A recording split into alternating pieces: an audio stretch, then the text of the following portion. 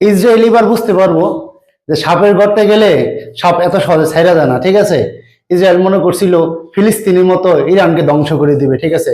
কিন্তু ইরান একাই 100। ইরানের কাছে যেগুলা পারমাণবিক অস্ত্র আছে, ঠিক আছে, মিসাইল আছে, এইগুলা যদি ছাড়ে ইসরায়েলকে সর্বোচ্চ 30 সেকেন্ড লাগবো মাটির সাথে মিশাই দিতে। আর এখানে সবচেয়ে বড় ভুলটা করছে পাকিস্তান, কারণ পাকিস্তান ভয়ে ভাবছে যে এখন যদি আমি ইসরায়েলের বিপক্ষে যাই, তারপর যদি আমার কোনো ক্ষতি করে ইসরায়েল, আসলে ইসরায়েলই তো দৌড়ে কুল পাবে না, ঠিক আছে। প্রত্যেকদিন রাত্রে 200-250 করে মিসাইল ইরান থেকে ইসরায়েলের দিকে যাইতেছে, ঠিক আছে। ইসরায়েল কটা আটকাবে?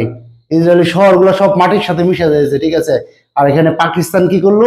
ভয়ে লেজ গোড়ায় ঘরতে ভিতরে ঢুকে গেল, ঠিক আছে। পাকিস্তান ভয় নাই, আমরা বাংলাদেশের লোকজন তোমাদের পাশে আছে, ঠিক আছে। তোমরা ইরানের হয়ে ইসরায়েলের পক্ষে যুদ্ধ করো, আর ইন্ডিয়ার ভয় পাওয়ার কিছু নাই। আমরা ইন্ডিয়াকে আমরা সাধারণ জনগণই দেখে নিব।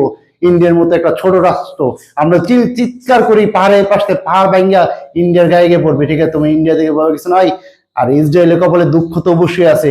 ইসরায়েল 1 সপ্তাহের ভিতরে মাটির সাথে মিশে যাবে, রাশিয়া আসতে হবে, চীন আসতে হবে, ঠিক আছে। ওই এক যুদ্ধ রাষ্ট্র কিচ্ছুই করতে পারবে না। এই সমঝোতা এগুলো হবে না। এখন আমরা যুদ্ধ চাই, ঠিক আছে। আমরা চাই ইসরায়েল মাটির সাথে মিশে যাক, ঠিক আছে।